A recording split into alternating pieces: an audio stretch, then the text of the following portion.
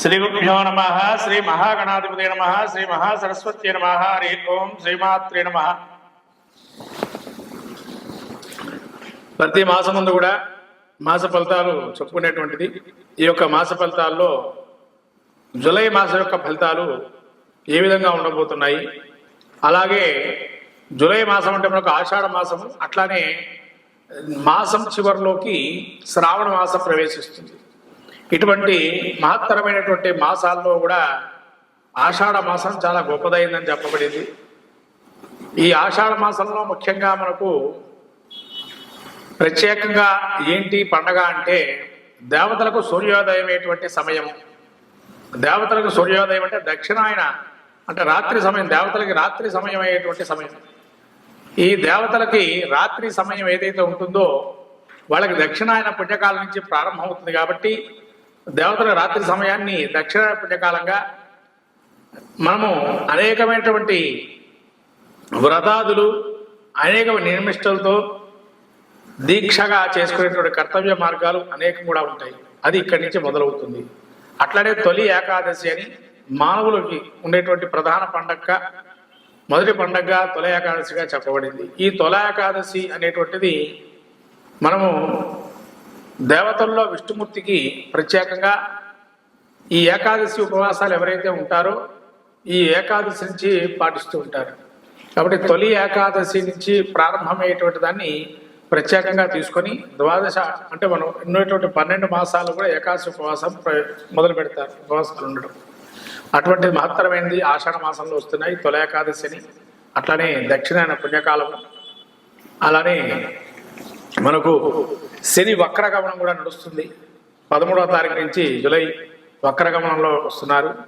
ఇటువంటి మహత్తరమైనటువంటితో పాటు ఇంకా ప్రాంతీయ ఆచారాలను బట్టి కొంత జాతర కావచ్చు, అట్లనే తిరునాళ్ళను కావచ్చు, రకరకాల గ్రామదేవత ఉత్సవాలు కావచ్చు, ఇవన్నీ కూడా ఆషాఢ మాసంలో ప్రత్యేకంగా జరుగుతాయి.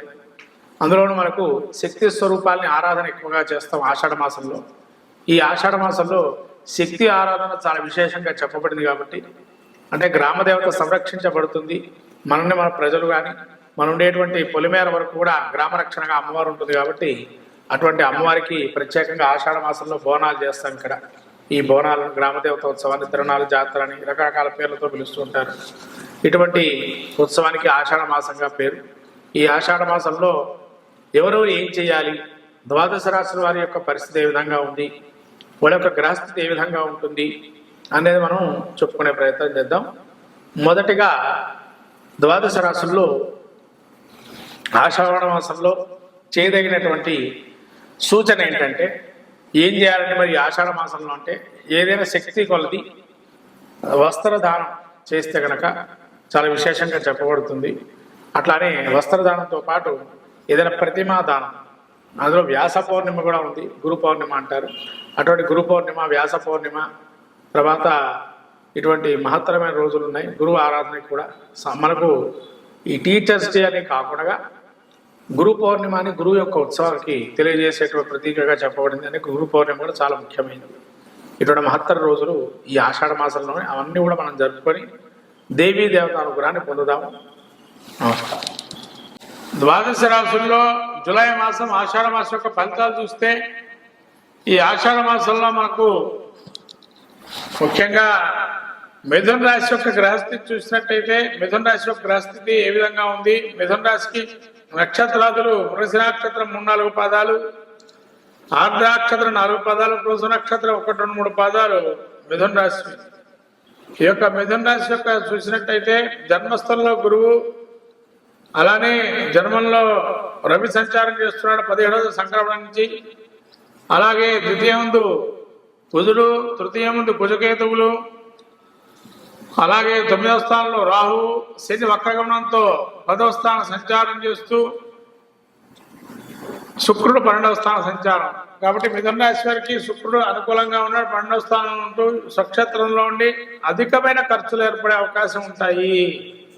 అంటే కొన్ని గొప్పలకు పోయి ఖర్చు చేసే అవకాశం ఉంటుంది ఈ ఆషాఢ మాసంలో ఈ యొక్క మిథున రాశి వారు. ఎందుకంటే గురువు జన్మంలో ఉన్నాడు కదా, గురువు జన్మంలో ఉండటం వల్ల మిమ్మల్ని పొగిడేటప్పటికీ మీ అంతటోళ్ళు లేరని అంటారు. అంటే వాళ్ళు శక్తి ఖచ్చితంగా అంచనా వేస్తారు, వీళ్ళు ఖర్చు పెడతారు, వీళ్ళ దగ్గర సత్తా సామర్థ్యం లేకపోయినా ఖర్చు పెడతారని ఒక ఆలోచనలో ఉన్నారు. ఎంబట ఏం చేస్తారు, మీరు అదండి ఇదండి అని అంటారు, ఎంబట ₹2 పెట్టేసి ఖర్చు చేసేస్తారు. అలా ఆదాయం మించే ఖర్చు అనేది చేసే అవకాశం ఉంది. అట్లాగే రవి మీకు 12 నుంచి 1లోకి వస్తున్నాడు. 1లోకి రావడం వల్ల కొంత అధికమైన ఉష్ణోగ్రతలు, శరీరంలో లోటుపాటుగా ఉండడము, అలానే అధికారుల వల్ల ఉద్యోగాల వల్ల కొన్ని ఇబ్బందులు పడటము, మనోధైర్యం చాలకపోవటము, ఏదో అనారోగ్యం వచ్చేస్తుందేమో భయంతో ఉండడం, అకారణ కలహాలు, అకారణంగా అంటే ఎవరితో ఏముండదు, ఏదో మనసులో ఒక చింతనాభావంతో కలహాలు ఏర్పరచుకోవటము, అలానే ద్వితీయంలో బుధుడున్న సమయస్ఫూర్తి, ఆలోచన, జ్ఞానము, బంధుమిత్ర సమాగమము, ఉల్లాసవంతమైన జీవితము, అంటే ఆరోగ్యపరంగా కుటుంబ పరంగా కూడా మంచి సామాజిక జీవనం చాలా బాగుంది బుధుడు ద్వితీయంలో ఉండటం వల్ల.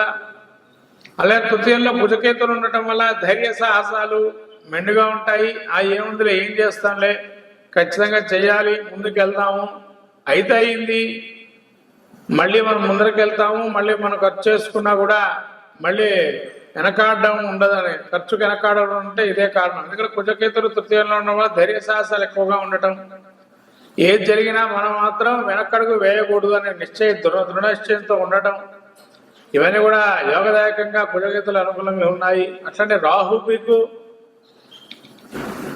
9వ స్థానం సంచారం చేస్తున్నాడు. పూర్వీకుల యొక్క శాపాలు కావచ్చు, పూర్వీకుల ఇబ్బందులు కావచ్చు, అవి కొంత ఉంటాయి. మనం ఎంత చేసినా శ్రమ అంతే ఉంటుందిగా.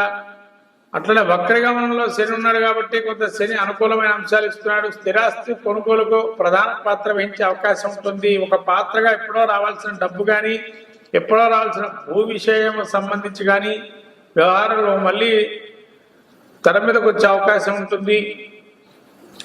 అలానే ఈ యొక్క శని వక్రగమనంతో పాటు శుక్రుడు 12లో ఉన్నాడు. పారవశ్యము, ఆనందము, అట్లానే వివాహాది విషయాలు కానీ, ప్రేమ సంబంధాలకు కానీ కొంత వెళ్ళే అవకాశం కూడా ఉంది. ప్రేమ వ్యవహారాలకు వెళ్ళి అది అనుకూలం చేసుకొని అరేంజ్డ్ మ్యారేజ్ చేసుకునే అవకాశాలు కూడా ఉన్నాయి. కాకపోతే కొంత సమయం ఇంకా పడుతుంది. మరి మిథున రాశి వారికి కొంత అనుకూలంగా చెప్పవచ్చును ఈ యొక్క జూలై మాసంలో. ఎందుకంటే బుధుడు యోగదాయకంగా ఉన్నాడు, కుజకేతులు యోగదాయకంగా ఉన్నారు, శుక్రుడు యోగదాయకాన్ని ఇస్తున్నాడు, అట్లనే శని యోగదాయకిస్తున్నాడు. కాబట్టి చాలా గ్రహాలు యోగదాయకంలో 1-2 మినహాయించి, కాబట్టి 1-2 కూడా నిత్యం కూడా దత్తక్షేత్ర దర్శనం చేయటం, దత్తాత్రేయ స్వామి, సాయిబాబా గారి నాగవత స్వామి దర్శనం చేసుకోవటం, అలానే రాహు అనుగ్రహం పొందడానికి సర్పారాధన ఆదివారం గ్రామదేవత ఆరాధన చేసుకోవడం, కుంకుమార్చన చేసుకోవడం వల్ల మంచి ఫలితాలు ఉంటాయి. ఈ యొక్క